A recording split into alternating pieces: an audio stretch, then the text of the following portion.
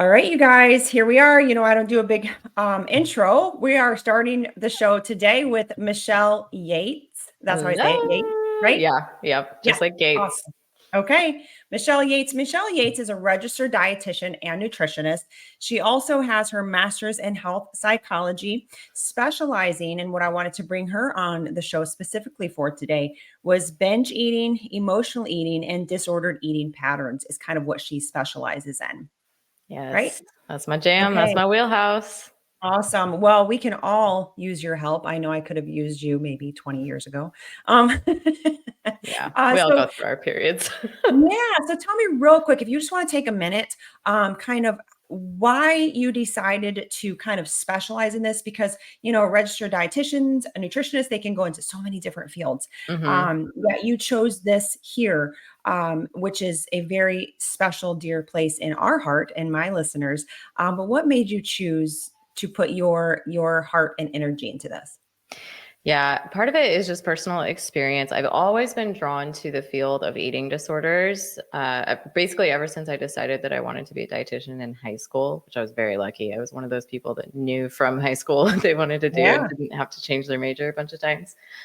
So very lucky in that sense, but I was always drawn to the field of specifically eating disorders and just found it really interesting, especially just how much it involves a psychological aspect. The dietitian's role is incredibly important, but even within the dietitian's role, in congruence with like the psychologist and therapist and psychiatrist and all of that, there's still a psychological aspect. And even if we're just talking about meal plans, we still need to talk about like what barriers psychologically are going to come from or arise as they try to follow those meal plans and things like that. You can probably hear my cat in the background. He wants to get That's in here. okay. We welcome animals and kids. You guys, she has small children, and so she's kind of taking a little chance here. So I told her, I said, "Bless your heart, you have." She's kind of taking care of all. So if we have a child or an animal pop in, we welcome them. It's fine. Love it. It's just very, very real. This is Yes. long form content in a nutshell. It's very realistic. But yeah, so I have just always been drawn to that, and I've loved the nutrition side of things. Honestly, it kind of started from a disordered place. Actually, it was why I was really interested in nutrition, was because I, wanted to be as skinny as possible. And Sure. in your journey to do that, you start to dig into dieting and all of that. And so for me, my drive to become a dietitian kind of came from this place of like, oh, well, I already think about nutrition all the time, so I might as well just make a career out of it. That'll be great. And I want to know as much as I can about it because I'm so interested and passionate about it. But yeah, I eventually actually through an eating disorders college course, I was like, oh, shoot, that actually sounds like me. Like, I think I might maybe not have the best relationship with food. So thankfully, I was able to kind of work through all that, process all that, and get to a place where food is fuel. It's also something we can Mhm. enjoy. It's not a big deal. I honestly feel like the more I learned about nutrition, the more I was like, wow, I was making it such a bigger deal than it needed to be. Yeah, like And everything, right? Like everything, I yeah, feel like like. there's just so much fear mongering. It's insane. Even when I was in high school, there still was. So yeah, it's even worse now. But anyway, so in the midst of that, I went through all different kinds of disordered eating. Like it kind of started out as more anorexia like. And there were maybe some components of like what we know as orthorexia now, where I was obsessed with ingredients. Didn't get Mhm. too bad in terms of that. It was just more about calories for me. And then eventually, when you can't keep up with being super restrictive, you kind of start to lose your self-control a bit and your willpower. And really it's just biology kicking in, let's be honest. And eventually I had a phase where I was emotional overeating and binging and feeling like I had to hide what was really going on. And so coming out of that, and then also just like working with various types of disordered eating and clientele. I mean, I used to work on the hospital too. I just figured out that like, man, it is so well, when it comes to binge eating, it is so shameful for women to struggle with that because we live in a Yeah, culture that is obsessed with having the perfect body, whatever the trend is at the time, whether it's super skinny or super fit or whatever. yeah. Regardless, the baseline of obsession is the same. And generally speaking, women are expected to have this self-control with food because they're supposed to be able to like have a hot body, you know? So Mhm. I just feel like it's so difficult for women to go through that. And Yeah. also to feel like everything they try, all of these ridiculous diets, which never help them actually get to the root issues or the core kind of components that are combining and make like building this perfect storm of them struggling with disordered eating. Like none of those things underneath the surface are getting addressed. So they just Mhm. keep cycling through. They're like serial dieters, you know, and then Yeah. they just feel more and more shame because then Mhm. they're like, oh, I'm broken. I can't be fixed.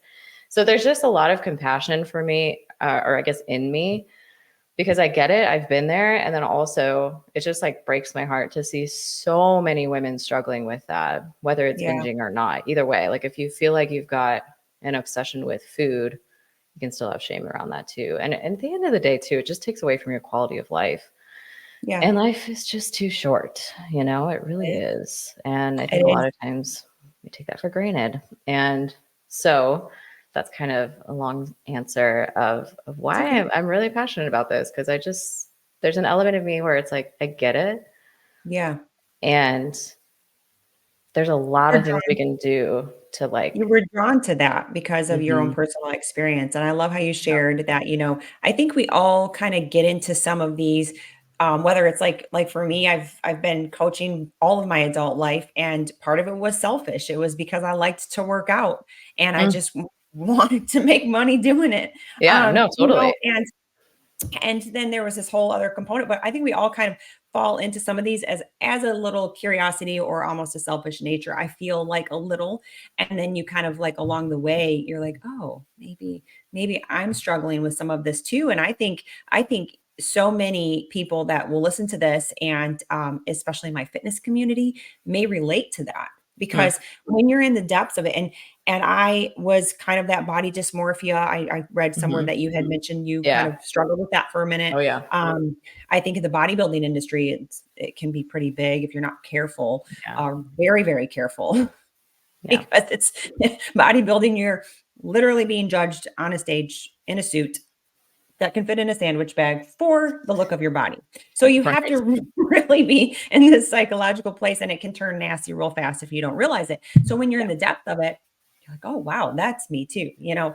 and the orthorexia, I think, can Yeah. almost be staged after you're in something like that. At least that's what I see, because that Mhm. happened to me too. I went from one to the next, to trying to crawl out of it, to attaching myself to natural ingredients, or Yeah. all of those things, before I think orthorexia was even really kind of a word. Yeah. A lot I was doing that, and a lot of people fall into that too, in Do. kind of that wellness-y space, Oh my gosh, don't of even get of me a started. having to attach to that, and it's really, and I hear too, like, wellness is unwell, and it is, and it's sad because it's just kind of this twisted word now, Mhm. where it doesn't have to be that, but people turn it to that, Yeah. Yeah. Yeah, so Yeah. And to your point too, that happens a lot where when we like the core issues of struggling with your relationship with food or your self-image or self-value or anything like that, if they don't really get addressed, then your symptoms can just shift or shape sure, shift and from go one to the from like, next, yeah, yeah. So that happens a lot where I'll be working with somebody who struggles with binge eating now, but they had anorexia in high school, or mm, they're coming out of a phase where they were really hyper obsessed with ingredients, but they got super burnt out of that. So now they're like, I don't care at all. And that's kind of another form of disordered eating. So it's just mhm, like there's so much, like our relationships with food are just so complicated. And if we don't give it the due diligence of attention and care, which we have to in this yeah, culture where everybody's hyper obsessed, then mhm. it can get away from you and it can just, yeah, Yeah, and shapeshift. just from one to the next, and I see that too, just within my own kind of relationships with people, and Mhm. you and I talked on off air a little bit about some women, in their, you know, 8th generation of life, 7th generation of life, and they still just haven't addressed the issue because it wasn't, like you said in the beginning, that women are supposed to kind of have this this, I guess it's expected in ourselves sometimes, that we're supposed Mhm. to have it together and that Yeah. we shouldn't struggle with these things. And it's funny, I remember my very first, that makes me laugh because I always joke with my husband, on my very first date with my husband, 20, I don't know, 23 years ago. He goes, and we went out to dinner, and we met in a gym, so we were very used to working out, and I always loved muscle. I was kind of the weird one at that point. I wanted to be bulkier. Yeah. But he said the thing he told his mom when he went home about the date was, "Wow, she finished all of her food." I was like, "Out of all of the things that you could have said about that date, you remembered that I finished my food?" And Yeah. even to this day, sometimes he'll say something, say something, and not mean at all, like not even, he is completely innocent of even the thought process behind it, but Yeah. just like, "Oh, wow, I'm so proud of you. You finished your food." Kinda like you do to your kids sometimes, if you say Yeah. something like that. And I'm like, "Are you still doing that 25 years later?" And I was like, "I eat food. I eat a lot of food, and I Yeah. like food." Yeah. But it's funny because that was okay, that was almost 25 years ago, and that still, trickles down from generations to think, "Oh," and I'm like, I didn't know at the time that I wasn't supposed to eat all my food. I didn't know Yeah. it was expected of women to not eat all their food. I'm like, Yeah. I ordered this food. I'm gonna Or, eat my food. yeah. Or to not get seconds or Yeah, to like ask for something different. It's just, yeah, we have and these it's such a bizarre culture thing. standards. Yeah, And it we is. grew up in the gym, and we were Yeah. already eating. We were bodybuilding when we met, Hmm. and even just that, like you said, is just part of a culture that we Hmm. still have to break. And again, like, he didn't mean anything by it then, and he would never mean anything by it now. But we joke about it and just how trickled down in conversation that it is. Yeah. So that's so funny. It made me think about that. I've never actually shared that story. That is amazing. But we joke about it now, and I'm just like, "Yeah, you're supposed to eat all your food. Why would I get food on my plate if I didn't wanna eat it all?" Yeah. Um, so I wanted to talk kind of, to you about, uh, how to break the binge cycle. So let's start there. Hmm. I know that's kind of what you do. If you wanna kinda give us, maybe, because a little, maybe some tips. So Hmm. the typical would be somebody diets, and they diet down to, low calorie, and then they just eat so much, and it's just constant cycle. And you mentioned before in the conversation, somebody feeling really lousy about themselves, and they feel defeated over and over, and it almost Hmm. starts to become who they are. So how do you start to break that kind of pattern? Yeah.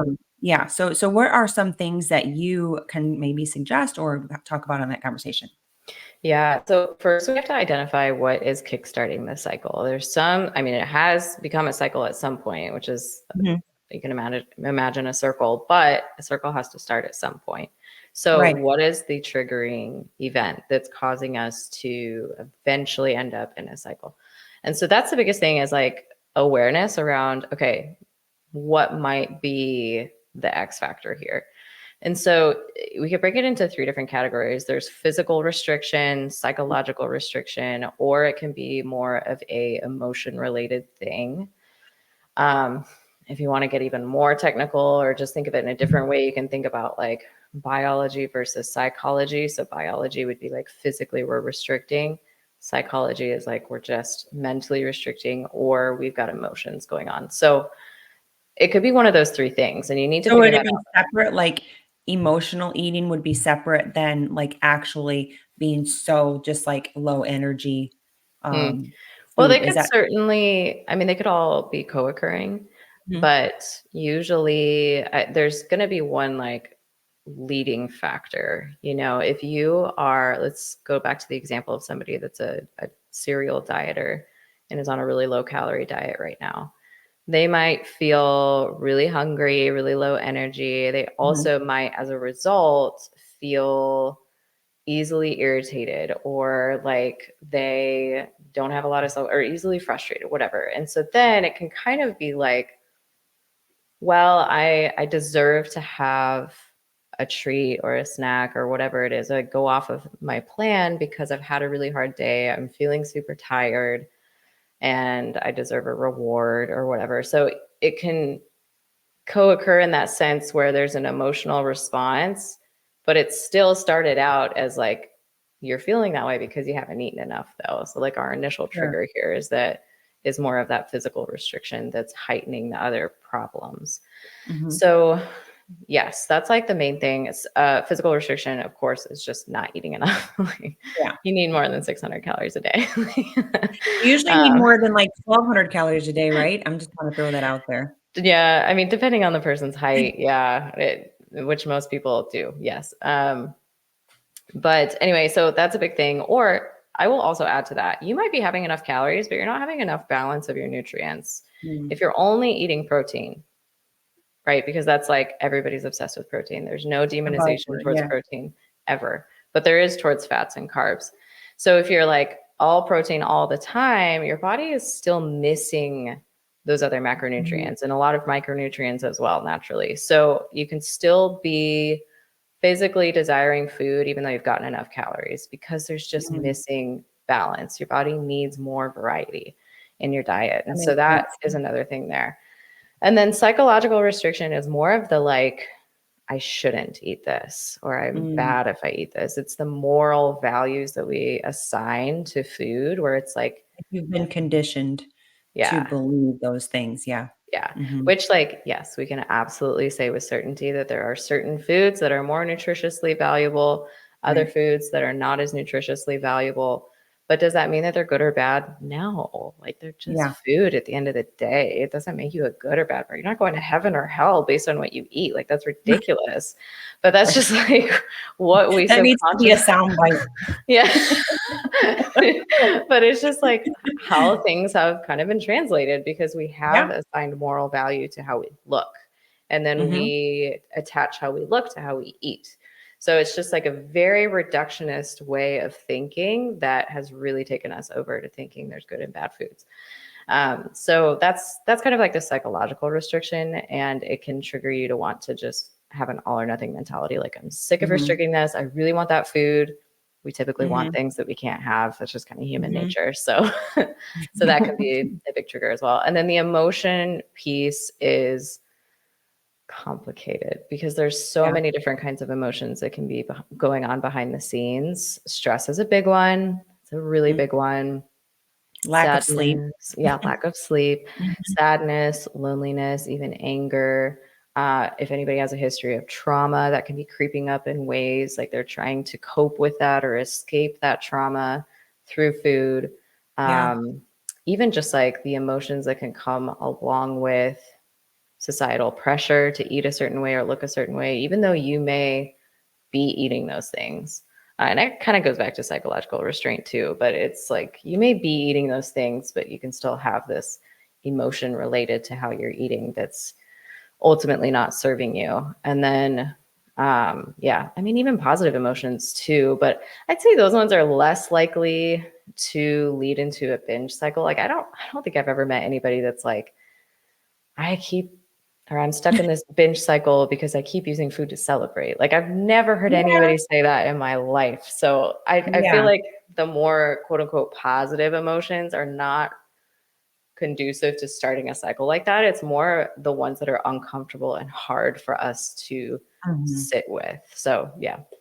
So that just starts a whole cycle, and I mean, as you say that, I'm sure you can think of hundreds of women that you've worked with, as can I, and kind Yeah. of even just people that are close to me that just really, just break down in tears, and I can get emotional and cry with them because you see the fear and the anxiety and the desperation and the confusion and the disappointment in Mhm. themselves over and over. And Yeah. it's almost like, do you think that they find that they start to become that person and they almost sit into the comfort of disappointment sometimes because it becomes Yeah. this cycle?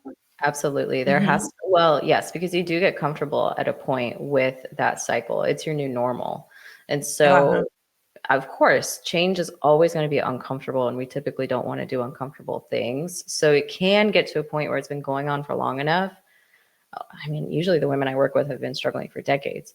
Yeah. And so they're just like, they lack the belief that they can really change, because everything they've Yeah. been doing hasn't been addressing the root of the cycle and then Mhm. tweaking that so that they're out of it. Instead, it's just in some way been keeping them in the cycle, and they feel like that's their fault. They feel like they're a failure, they're to blame, and this is just how they're going to be for the rest of their lives. And they Again, think everybody else has it together, and they think, yeah, this isn't for me. This is this health and this body that I want to live in that's healthy is for everyone else. It's almost yeah, like they feel undeserving. And I say that from absolutely. a place of understanding because I was in that space for a small time. Again, I can't tell you how I got out of it, by the grace of God and just really just kind of tuning into myself and finding, the proper treatments, Mhm. out, doctors and things like that. But I couldn't tell you the steps I took because I just had to kind of get out of it. But it was a long time. That's So what I I say that always out of say a place too. of Yeah. relating, but I don't know how sometimes to take that behavioral change to Hmm. the women that I work with. I Hmm. can be there for support. Again, I am, a fitness professional, but I am not a clinical health psychology. Hmm. It's hard for me, and I see other fitness professionals kind of stepping outside of their realm to say that they can help that. I don't have Easy to answers. do, unfortunately. You know, um, so I guess what would be maybe the first step for somebody? You said to kind of get to obviously the cause of what's causing that, but how do you find that? How Well, do you reflection is so important here, and usually Mhm, we want to run away from the things that we're ashamed of or that we wish weren't true of ourselves. mhm, And oftentimes I find what is it's crazy because I didn't plan for this, but when women start working with me, the way that I work with women is in a 4-month program.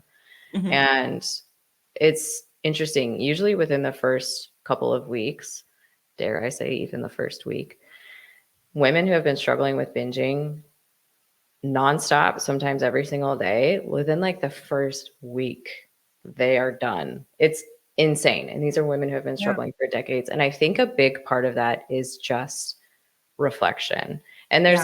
there's this thing that happens in you too when you decide to like take a step towards that change. Like you've Mhm. accepted, I don't want to live this way anymore. I'm going to do something about it. So I'm going to work with this person, whoever that may be, or I'm going to do this thing.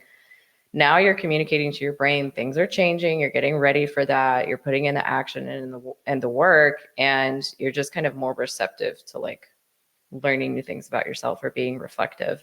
And I feel that that is so powerful, is just taking the time to be like, what is going on? Mhm. Yeah, What because it's might almost be that true? it's almost I've said this to other fitness professionals that I respect and love in the industry, and I'm like, "We need, like, more behavioral specialists." Yeah. Yeah. Within the fitness space, Yeah. because, I can teach exercise and be there and run groups and, motivate as and try to inspire as much as I can, but I'm sure there's steps and layers to, the education you've received and the programs that you do with people to help them kind of uncover and discover what those things are, on a personal basis, and it's not just a black and white. I'm sure you couldn't just say, "Oh yeah, do this and you'll be fine." Because if you did, that'd be great. But you Yeah. could That'd charge be great. millions for that and you would be a millionaire. Yeah, I mean, some people are certainly in a place with their state of change, we can call it, that Mhm. they're like easily convinced to do, not convinced, but they're easily uh, ready to do those things that Yeah. you suggest to them. But more than likely, a lot of times it's more like, I know what I'm supposed to do, but I just can't do it, Yes. right? Like we know we're Yeah. not Yeah. supposed to binge, or we know we're supposed to have Right. more fruits and veggies or exercise more, but that doesn't mean we do it. And so bridging that gap is I feel like that's where all the magic is. And Sure. there's just a lot of unearthing that we have to do. And again, reflection, awareness is so important there, because you don't know, you're never going to be able to change something if you don't even know what you need to change. So Right. it's, Yeah. yeah, that's really the biggest. It's not glamorous, it's not sexy, it's not an easy quick fix or a pill you can Mhm. take. It's like, no, you got to actually like work. think about yourself and look Yeah. within and think about your problems. You're not Mhm. perfect. Yeah. Yeah. And And that's I always okay. and I always tell everybody, like, perfect is a very dangerous illusion. Hmm. Because and that comes from fitness and nutrition and what you think you're supposed to be doing. If we strive for perfection, you're gonna set yourself up for failure. Yeah. And I always like to joke, again, like, none of us have it all together. There's gaps in all of our lives that we could be doing better at Oh yeah. something that we think we should be good at. Yep. So to take that kind of relief off, but I'm sure there's layers of things that you do, and like you said, everybody's gonna be at a different point, but recognizing, let's take this from that, recognizing that there is an issue and that it's okay to address the issue would probably be step number one. Yeah. And Yeah. also like encourage yourself that you can change this. Even just what you were saying, Pam, there's areas of your life that you don't have all together. There's also Mhm. areas of your life that you're kicking ass at. So Yep. what makes that part of your life any different? We know that you are capable of change and learning and growth because of so many things that you've done in your life. Mhm. Easy, like Yeah. that's No, a that's a fact. good point. So why can't you apply that to growing in your relationship with health and fitness and nutrition and your body Food. and all of Mhm. that? Like you absolutely can. It's not like you have a completely different brain devoted Yeah. just to food. It's the same brain. We just need to rewire things a little bit. Like Yeah. it's I doable. love that. Yeah, no, that's really good, is to kind of give yourself credit for the things that you don't suck at. Yes. Yeah. Yeah, Yeah. like, I generally don't suck at more things than the things that I do suck at. So Yeah. that's a great point to bring up, like, Yep. to people for sure. So I want to talk about this real quick before we get into the next thing. I've heard you talk about it before, and I'm just going to go ahead and kind of call it out as Optivia. And and it's not that I ever want to people come to me from Optivia, and I'm going to tell you why I'm bringing this up. As a fitness professional, I have, and for years and years, I come from the Slim Fast era. So, Oh yeah. I've seen it Oh, yeah. all, and the grapefruit diet and Yeah. the army Classic. diet and, Oh, the military all the diet. I things. did that in college. Yeah. Classic. All the things. Uh, but I feel as I have grown in my own field, again, I teach basic macros and that kind of Mhm. thing, but I am not a registered dietitian, Yep. nutritionist, but I can certainly teach the basics. But what I see when people come to me from Optivia for kind of the fitness and nutrition like program is they are fearful. I mean, the deep embedded fear that I see in some people that have taken steps to come off of a program like that, um, it is it's something different about that program for me when I see people try to come off. I have a few success stories, that I am like, "You gotta come on my podcast to talk about how you did this," because, they've gradually gotten out of that mindset. Again, it was hard, but I see more people go back to it. So can you kinda talk Mhm. about that and, kind of what you see on your end, and maybe to give some people maybe some advice or hope on how to kind of break that cycle once they get into it? Yeah. There's so many things I could say about this. I And I have. always tell people, I always want a disclaimer and say, it's okay, and I'm proud of you for taking steps towards your health Mhm. because you didn't know, and you thought that was the plan, the right one for you, and I'm so proud of you for taking steps. But Yeah. now we gotta figure out how to break the cycle for that, and if you lost a lot of weight on it, also bravo, because maybe that was your first step you needed to do. But now how do we get out? Yeah. Yeah. Well, yeah. There's a lot of misleading marketing, I think, with Optivia, and it was actually rebranded. It was called Okay. Take Shape for Life, and then they It was called rebranded. what? It was called Take Shape for Life, and Oh, it was rebranded after they were getting some bad press, which happens a lot with these companies. And I can't so remember. rebranding is kind of a red flag. Yeah, yeah, sure is. Mhm. Why don't you want people to know who you are? And Mhm. actually, I interviewed a past client of mine who was coaching for Optivia, and then she got so done with it, quit, found herself struggling immensely with her relationship with food and with her body. And she like, she's hilarious. She reached out to me one day and was like, I don't know what you do, but I need help because I'm afraid to eat grapes right now. And I was like, I know that fear. I yeah, know that fear. And I tell my husband, because again, we're kind of in the fitness space together. And when I talk about some of these women that I get the privilege to talk to about this, I'm like, I recognize the fear yeah, because I remember immense fear when my husband, then boyfriend, would weigh out my yams for my meals. And yeah, he's like, oh, I can't remember if I put 3 or 4 ounces. The anxiety inside me, yeah, I can see it in their eyes. yeah, And I'm like, I don't know how to help them, yeah. I know you it, know? it really has a hold on these women. Mhm, And I think a lot of it is just it's predatory. Oh, what I was saying is that she used to be a coach, and I interviewed her on my podcast in the mhm. last year. I can't remember when it was now. Time is a construct that is just getting away from me. But You anyway, have she little was kids. she was talking about um, the well, first of all, the way that they recruit people is they will like look for people on Facebook or Instagram or whatever it is that look like they're overweight, and then Mm. they will start a conversation. Like they are looking specifically for people who they think, oh, you probably wish that you could lose weight, which is just Oh, like, oh, yuck. Like I'm gonna wow. puke. I hate Yeah. that.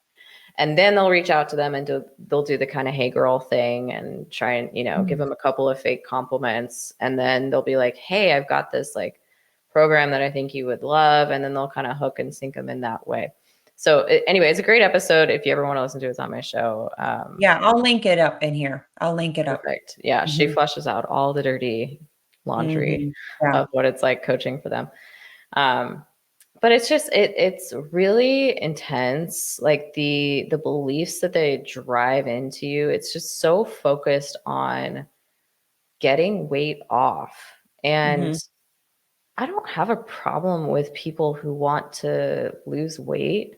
I have a problem with people who that's all they care about, Yeah, like as a if coach. that's Yeah. yeah, like if that's all Mhm, you care about and you don't care about your client's well-being, and if they're able to eat a birthday lunch with their mom on their mom's birthday or whatever it is, like mhm, holy moly, dude. And I remember reading through one of their handbooks that they have. It's like the dining out guide or something. And it was literally a handbook for how to have an eating disorder. As an eating disorder professional, I am yeah, reading through that thing and I'm like, these are literally symptoms of eating disorders, is what you're encouraging right now. yeah, yeah. And it's just like, yeah, it strikes a lot of fear into people. There's a lot of rules. It's very Mhm. rigid, and Yeah. it's also so extremely low carb that that's usually what people are afraid of, is like sugar and carbs, hence the fear of grapes. They're Mhm. afraid of having a carb because it's a run of the mill low carb diet. Yeah. Um, and then of course they stick you on all the space food that they make you eat 5 times a Yeah, day. and they discourage exercise, at least last time I checked, and that was They my do. biggest red flag before I ever really had a lot of clients come to me from that years ago when I kind of just it was just kind of floating around and somebody says, I'm like, I don't know if anything that discourages fitness is not for me because I'm a fitness coach. Like, Yeah. and I would strongly encourage you to exercise because Yeah. we don't exercise to lose weight. We exercise to be healthy. And to So, feel good. I Yeah. yeah, yeah. So I felt like there was that component too. But it's kind of Well, getting off of that, would that be the same, I guess the same way that we would identify other eating issues? um, yeah. I mean, well, with the exercise thing, what I will say about that is they don't want people to exercise because they know they'll pass out. They're not Mm, eating enough. I think it's like mhm, 600 to 800 calories a day, which is just mm. insane. Of course, people are losing weight. Duh. Yeah, yeah, yeah, yeah. and and they know that it's dangerous for people Mhm, to be exercising on top of that. And that's just like, if a company knows enough to know that you shouldn't be exercising while you're eating this way, then that also means they know enough to know that that's not very healthy. So yeah, it's very predatory, and it's all about getting the weight off. And yes, I think with any program, there's a lot of programs like that out there. It's not just mhm, Optivia. yeah. I think that It one is just definitely like especially tricky because they're very secretive. Like they don't show the brand. That was what my past client was talking about, was like, you're not allowed to show the name of the brand on any of the things you post, even though you're Well, that's trying. true. You kind of have to figure out what they're doing when Yes, you, like yeah, that's nobody true. really knows. And you Mhm. never can say, "Oh, I'm selling Optivia." You have to say, "I'll DM you." And the reason for that is because, again, press. They know that if people Mhm. Google Optivia and get insight into it, they're going to be steered away from it, which they should be. Yeah, yeah. So anyway, I think that's a part of the reason why Optivia is so particularly sinister and damaging, is because it's a little bit of a cult-like thing, but there's really so many programs out there and ideologies around losing weight that are very similar, where it's like, just get the littlest amount of calories possible that you can. And, food Yeah. And is like the you said, enemy. we're gonna lose weight Mhm. if we don't eat. That's, that's kind Yeah, like that's shocker. thermodynamics. Um, Doesn't mean it's healthy. right, right. Yeah. And that's what I tell a lot of people. I'm like, anybody can tell you how to lose weight. Yeah. Any single person can look it up and tell you not to eat and you can lose weight. That's just the simple fact. So, but yeah, so I guess, well, you know what, I'll link that episode and maybe we can kind of get some insight on it. But I wanted to Yeah. kind of address that just a little bit and just say like, hey, that's not probably the healthiest way to continue on. If you have done that, that's okay, but there are ways and you should get off of it Yeah. for the sake of your health. Agreed. We Agreed. can It's be not doing anything for you. It's really mhm, not. Because yeah, even if you lose weight with it, if you can't sustain the way that you lost weight, then you're not going to sustain the weight loss either. sure. Weight is a byproduct of a lot of things, but especially like the Mhm. behaviors that sparked the weight loss in the first place. So if you can't carry that on, if you can't be on Optivia for the rest of your life, which I doubt you want to be, then don't even do Yeah. it to begin with, and it's okay if you have, like, you can Mhm, recover. It's okay. There's hope for you. mhm. But Yeah, yeah, and um, I have clients like that, and you have clients like that, yeah, and again, like, I never want to take away somebody's, effort in what they thought was something that they were going to improve their health with. totally. Yes. So Yep. I always wanna give them a high five, like, "Yes, that Hmm. was your gateway to health. Hmm. So now Yeah. let's learn something from that." It was a You step in know? the journey. Yeah. Still a part of the journey. Yeah, but bottom line is we should probably work to get off Yeah. Agreed. that. So you know what? Let's lead that right into because I said I wouldn't take too long. Let's lead that right into kind of you said, the weight is the byproduct. So you talk a lot about intuitive eating. So I have my notes here. Hmm. You talk a lot about intuitive eating. Now I hear that kind of float around. I want to backtrack 1 second too. I will say that I kind of love what you talked about the celebration and how food is more than just fuel and it can be Hmm. memories and all of these things. And I talk to my patients and my own clients about that. We say memories over macros. Like we don't want to food has its place, and even if my heart patients, they do more of a plant focused nutrition Hmm. for heart health, with some animal meats and things like that, low saturated fat. But Hmm. if your grandma's apple pie is nostalgic for you, it's less stressful for you to have a piece of pie than to avoid the people and the pie. Yeah. So there's times for that. But I Right. wanted to talk about intuitive eating, Hmm. um, because people come to me and they're like, "Well, I just intuitively eat." And some people mean they intuitively eat as it's a diet, or they Hmm. intuitively eat as they just eat whatever they want and they can't eat health food because they feel that they will go back into a diet box. Yeah. Yeah. So, what is intuitive eating exactly?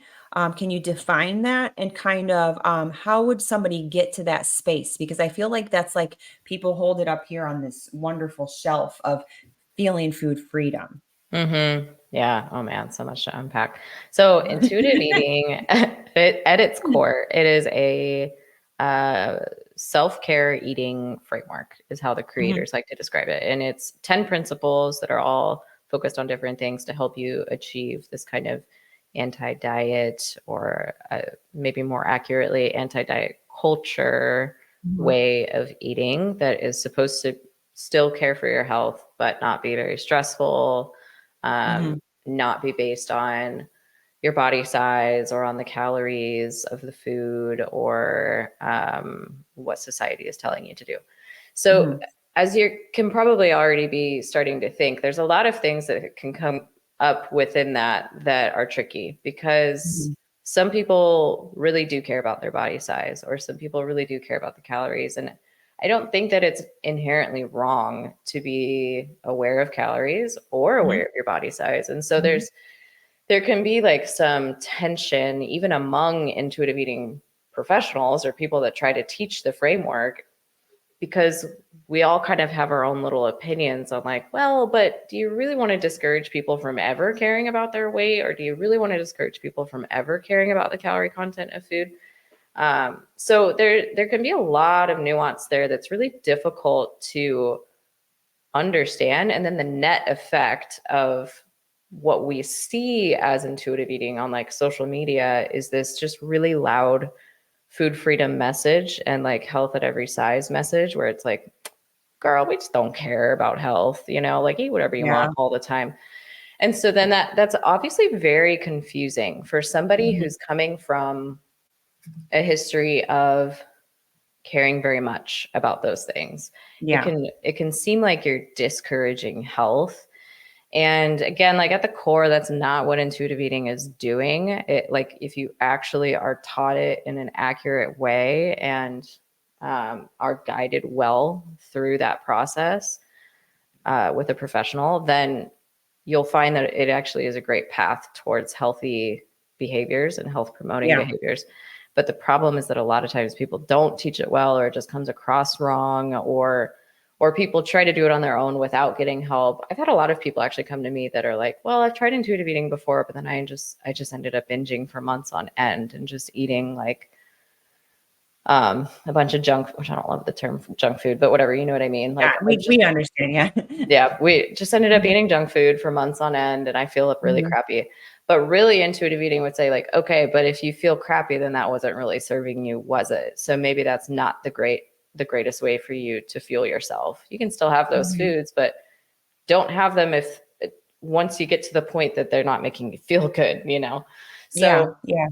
it's and there, like I said, there's tension even among people who are trained professionals in the concept of intuitive eating, Mhm. where some are really, really gung ho about getting as far away from diet culture as possible, where it just ends up being a whole other culture of toxicity. But then there's this other community that's like, there's really great components of this. And at the same time, we can still have nuance in those components and allow Yeah. people to be extra mindful of their health. There's a way to do that in a way that's still mentally healthy as well. So, yes, to your point, there's this fear that can come of eating any healthy foods at all, because we've just been trained by the anti-diet culture to think, oh, I'm slipping back into dieting behaviors. So Yeah.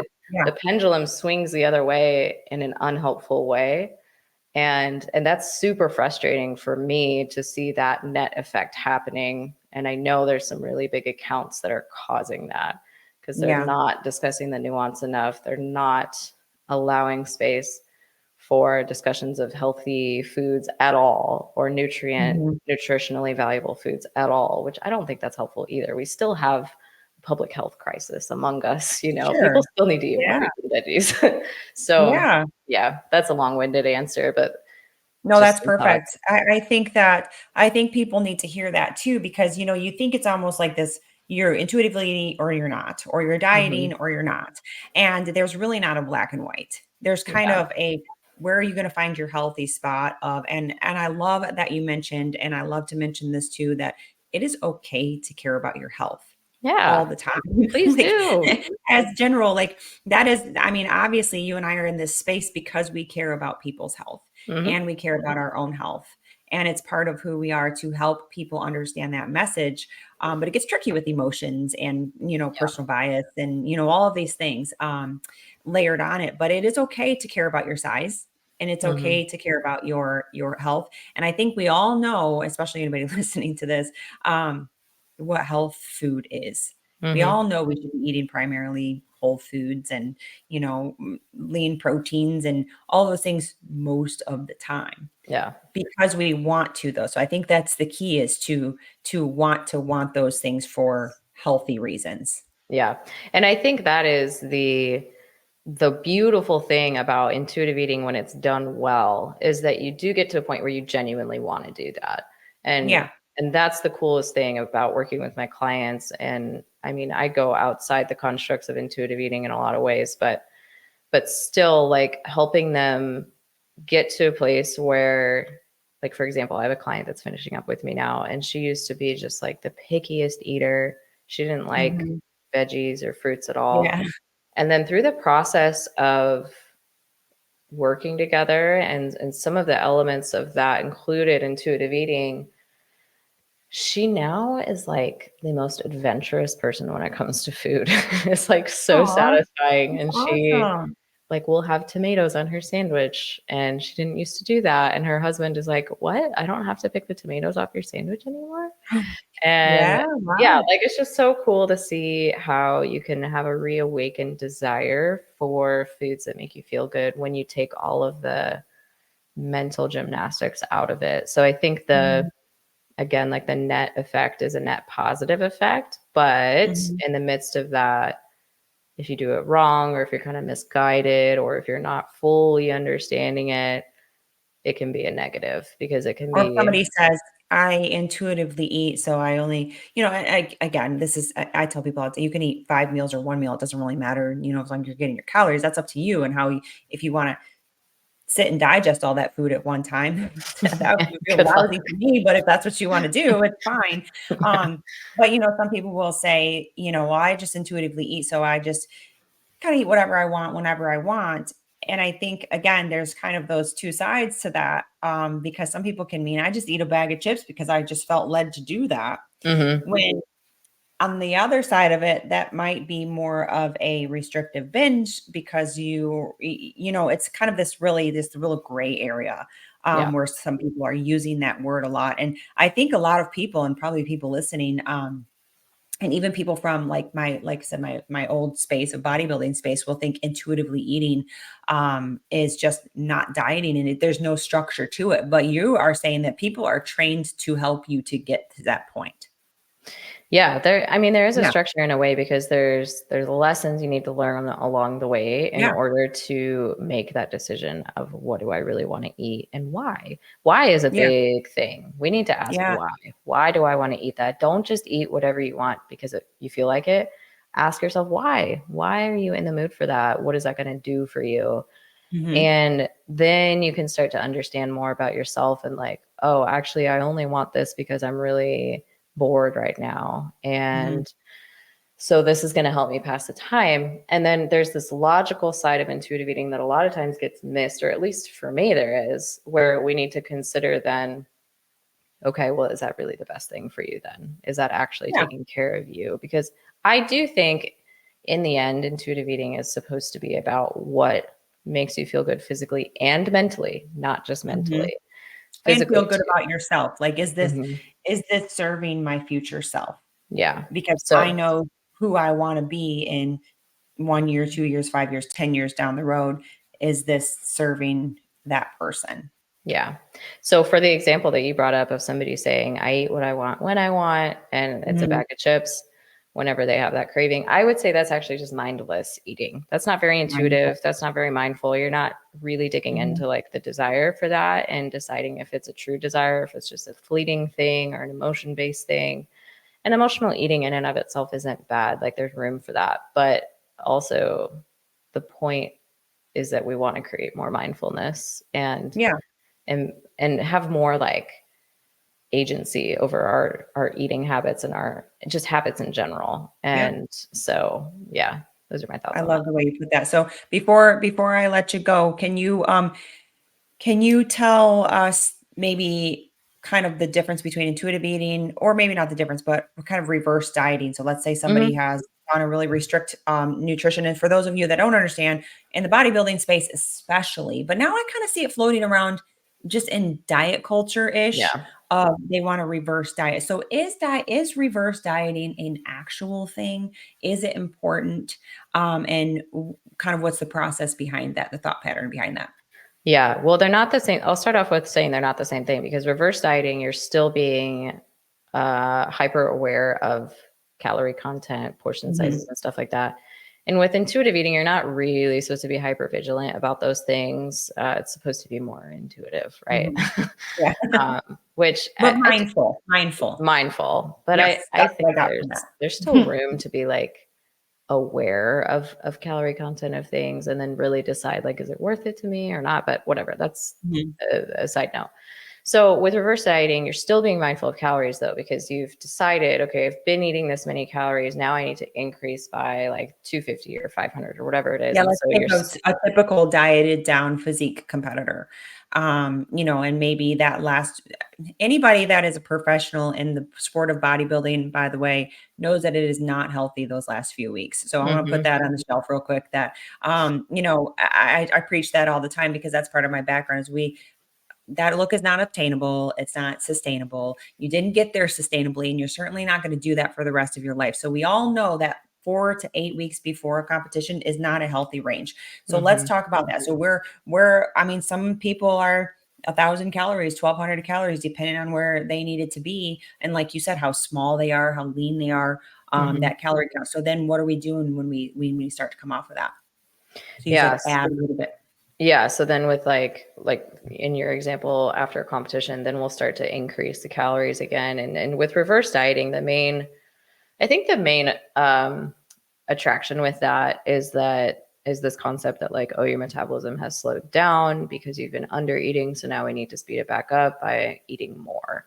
Um, and that's just a little bit of a complicated topic because your metabolism, yes, you can slow, but you can't like. I think a lot of times with reverse dieting, people are just like misled into thinking they've like broken their metabolism and they need Yeah. to, and that eating more will cause them to lose all of this weight dramatically. But it's just like, that's pretty misleading. If you are a smaller body, you're naturally going to expend less energy. And if you're eating less Mhm. food, you're also going to expend less energy because you're not processing as much food and using energy in that Mhm. way. So then when you increase your food intake, now you're using more energy to eat it or process it and metabolize it, and you might be increasing your body size slightly, so your metabolism is going up. So it's just like it can be very misleading, and it can give people this false hope that if they all of a sudden start eating 500 more calories, they're going to just like drop 10 pounds, which is just like i Not gonna don't happen. i don't know of a situation where that's happened. Like it's just I don't know it's a situation where that happened either. Because when I was competing, reverse dieting didn't have a name.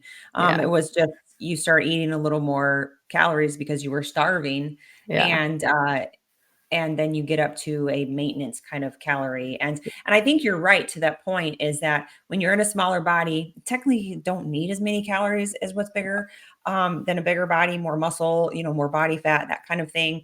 Maybe a healthy body fat level where your Hmm. menstrual cycle is coming back, that kind of situation. But Hmm. you're also moving more because I feel like when people diet so low, they unknowingly don't fidget, they just sit a lot more, Yeah, so they don't kind of have that extra little activity. They might not less wanna go for a energy. walk. Mhm. Absolutely, absolutely. So, yes, a lot of times when people reverse diet, if they don't see weight gain, it's because it's actually just this natural progression of energy balance still occurring where they're like increasing their intake, but they're also increasing their output as they're Yeah, increasing their intake because they have more energy, because they have more mass on their body, because they have more yeah. food in their system. So it's interesting. I don't So think would that it's be something that you would tell people to that they should kind of strategically do? Or is it just something that you would say, you can probably do that on a natural process and just start eating a little bit more each week and that kind of thing? Do you think it's really that big of a thing to think about for somebody if they do like they call them mini cuts or whatever they're doing? I don't know. There's a lot of different words out there. Would you say that's something that they should look into, or is it more of a just go more of for a it. buzz? Mhm. I don't have a lot of experience with reverse dieting, so I can't Mhm. speak for if there's a better way to go about it. I think that there's people that are smarter than me about the fitness side of that and Yeah. fitness nutrition. So, I mean, 'Cause in I've terms heard of, some places say that's not even a thing and that you should just start eating a little bit more, yeah, each yeah, I and think that they kind of it's like my intuition here is that it's not going to make a difference if you titrate it up versus if you just start eating more. But I think that my guess is that people are going to respond differently, and what's going to work for mhm. somebody is probably going to be not as helpful for another, and maybe they would do better with titrating up for whatever reason. So it's, yeah, I just think at the end of the day, like I always want to know why. Why do we want to do this? Yeah, What are we hoping to achieve out of this? And is what your end game is going to be something sustainable for you? yeah, Um, or are you just doing this to then cut again 6 months later? Like, is that really what you want to do? right, Is that a lifestyle you really want? Maybe it is. Maybe you really enjoy that. But yeah. yeah, it's something. Yeah. Well, I thank you so much for all of your time, Michelle. And I Yeah, know there was more things we could talk about, but I'm going to link all of your stuff up. I'm going to find that show. I can send it And to you. okay, yeah, that'd be great. I'll link that right into the description below here, and they can find you on Instagram. And are you on Facebook or just Instagram? I mean, I'm on there, but I think it's just, I'm pretty sure it's Instagram, just cross YouTube. posts from Instagram. So you might as well just follow me on Instagram. Okay. Instagram, YouTube. I saw you have a YouTube channel. A lot of all your shows Mhm, are posted up there. mhm. So I will post both of those on there. And any last words for my audience here? Anybody listening, as far as their general health and nutrition and the way that we should view it from Michelle's brain. I just think that we need to stop hyperfixating on these things. And it's so beautiful and good to care about your health and to care about your quality of life. And those two really do connect. But a lot of times we put way too much importance on it and it actually ends up being to our detriment. And we stress about it Mhm. too much. We pour over the little details when, from a biological and physiological perspective, you don't need to pour over those tiny details. You really don't. It's not doing anything for you. It might even just be harming you because Yeah. now you're Yeah. causing more stress in your body or doing maladaptive behaviors. So it's one of those things where you got to find a balance that works for you. What do Mhm. you want to be focused on or prioritizing, and then tune out the rest? There's so much noise out there. There's so much information out there about what you should be concerned about. And honestly, you just got to do what works best for you. And I know everybody says that and it's so cheesy, but seriously, like we mean it. We It's really mean meant it. to be. Yeah, you do, and everybody is so different. You're right. Well, again, we appreciate your information and your mission and your journey, and I hope everybody comes and follows you, and you have some really great information. Pretty entertaining. She can dance on a walking pad. I was like, Oh, that was child's play. I've got another dance in the works. I know. But you have some great quality information, so I hope that everybody goes on over there and finds you and all the things. So again, thank you so much, Michelle. Thanks for having me, Pam. It was a pleasure. I loved it.